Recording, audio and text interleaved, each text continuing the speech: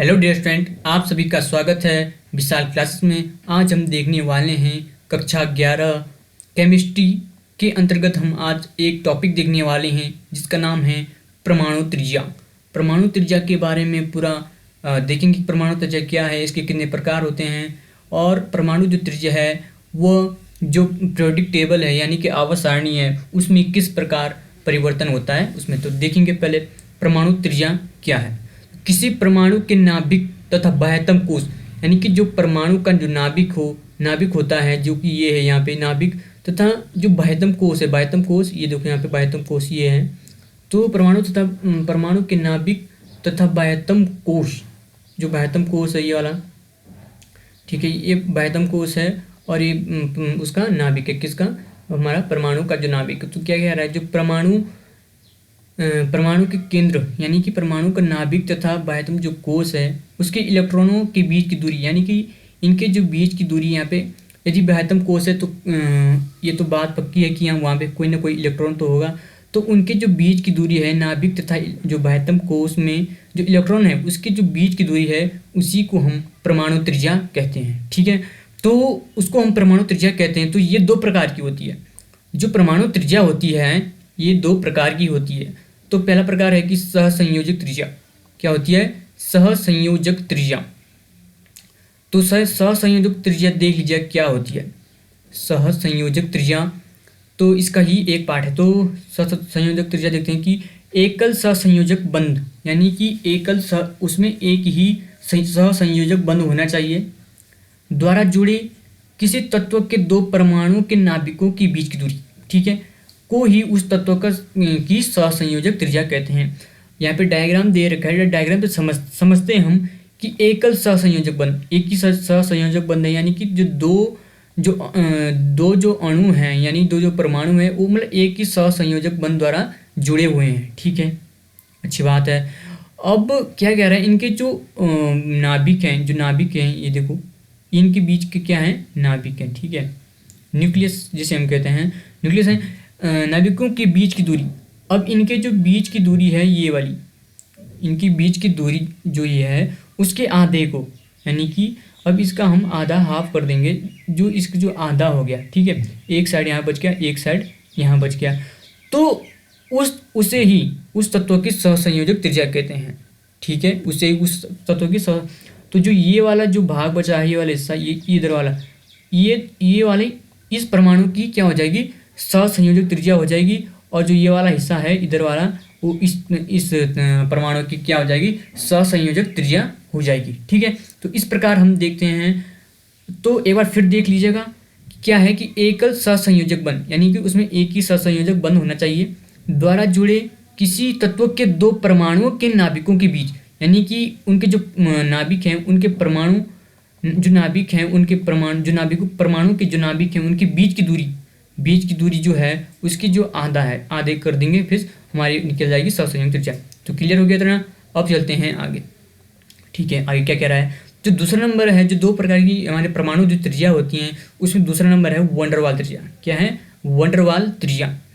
तो वंडरवाल त्रिज्या क्या है, देख लीजिए। किसी तत्व की ठोस अवस्था है, ठीक है, किसी तत्व की क्या होनी चाहिए, ठोस अवस्था होनी चाहिए।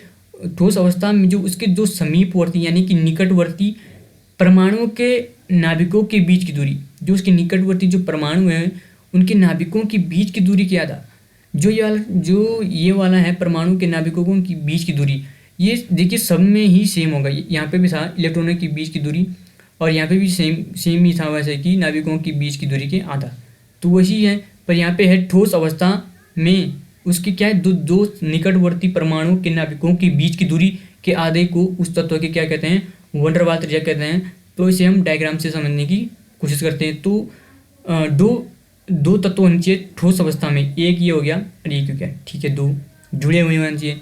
तो उनके बीच की जो दूरी है ना, जो बीच की जो नाभिक जो है उनका बीच का नाभिक जो है, ठीक है, नाभिक ये हो गया नाभिक। अब इसके बीच की दूरी कितनी होगी, ये हो गई। अब इसका ठीक आधा ऑलमोस्ट यहाँ पे होगा, ठीक आधा लगभग यहीं पे होगा। ठीक है, तो इसके बीच की जो आधा, तो ये वाली जो दूरी बची, ये वाली दूरी और यहाँ से ये वाली दूरी, ठीक है। तो ये वाली दूरी ये वाली दूरी है ये इस परमाणु की क्या हो जाएगी, वन डर वाल त्रिज्या, और ये वाली दूरी इस परमाणु की वन डर वाल त्रिज्या हो जाएगी। तो कुछ भी नहीं था इसमें, बहुत ही सिंपल था। ऊपर जो सहसंयोजक त्रिज्या पड़ी बिल्कुल उसी की तरह था। क्या था कि एक बार फिर देख लेते हैं हम इसे कि किसी तत्व की ठोस अवस्था में उसके दो समीपवर्ती परमाणुओं के नाभिकों के बीच की दूरी को उस तत्व की वन डर वाल त्रिज्या कहते हैं। ठीक है, तो नाभिक ये हो गया, मैंने आपको बता दिया था नाभिक, और इसके जो बीच की दूरी है उसके ठीक आधे को क्या कहते हैं, हम इसकी परमाणु वन डर वाल त्रिज्या कहते हैं, जो परमाणु त्रिज्या के अंतर्गत आती हैं। ठीक है, अब जो मोस्ट इम्पोर्टेंट आता है वो आता है कि आवर्त जो सारणी है उसमें त्रिज्या, जो परमाणु जो त्रिज्या उसका क्रमिक परिवर्तन है, यानी कि जो आवर्त सारणी है पीरियोडिक टेबल, उसमें परमाणु त्रिज्या क्रमिक परिवर्तन कैसे होता है। ठीक है, तो कई बच्चे हैं जो इनको समझ लेते हैं पर इसको समझने में वो थोड़ा गलती कर देते हैं। तो मैं आपको शॉर्ट ट्रिक बता रहा हूँ। एक शॉर्ट ट्रिक क्या है कि जो परमाणु जो त्रिज्या है, सिंपल, मान लीजिए ये कोई एक पीरियोडिक टेबल है, क्या, मान लीजिए एक पीरियोडिक टेबल है। ठीक है, मान लिया आपने, चलो अच्छी बात है। मान लीजिए ये एक पीरियोडिक टेबल है। अब जो पीरियोडिक टेबल है उसके बाईं से दाईं ओर जाने पर, समझ रहे हो ना, मेरे शब्दों को ध्यान से सुनिए और देखिए बढ़िया ढंग से, कि जो परमाणु जो त्रिज्या है आवर्त सारणी में, ठीक है, आवर्त सारणी में बाईं से दाईं ओर जाने पर क्या होती है, घटती है। सिंपल, ठीक है, बाईं से दाईं की ओर जाने पर घटती है, वह ऊपर से नीचे की ओर आने पर बढ़ती है। सिंपल सा, कुछ ज़्यादा बनाने की ज़रूरत है। मैं थ्योरी नहीं लिखा रहा हूँ इसमें, क्योंकि ये आपको ही लिखना है। ठीक है, मैंने वहाँ डायग्राम बना दिया, आप चाहो तो इस डायग्राम को बना सकते हो, जिससे कि एग्जाम पर जो है अच्छा इंप्रेस पड़ता है। ठीक है, तो हमने ये देखा। ठीक है, अब फिर से समझा देता हूँ एक बार इसको। आवर्त सारणी में क्रमिक जो परिवर्तन है, जो त्रिज्या, परमाणु त्रिज्या का, ये बहुत ही इंपॉर्टेंट होता है। तो जो त्रिज्या है आवर्त सारणी में, जो परमाणु जो त्रिज्या है बाईं से दाएं ओर जाने पर क्या होती है, घटती है। सिंपल, और ऊपर से नीचे आने पर बढ़ती है। तो ये हो गया। ठीक है, तो हमने कर लिया है परमाणु त्रिज्या वाला कंप्लीट। तो इस वीडियो लेक्चर के अंतर्गत इतना ही हम देखेंगे। अब आगे मैं वीडियो बनाता रहूँगा। तो तब तक के लिए जय हिंद, जय भारत, वंदे मातरम।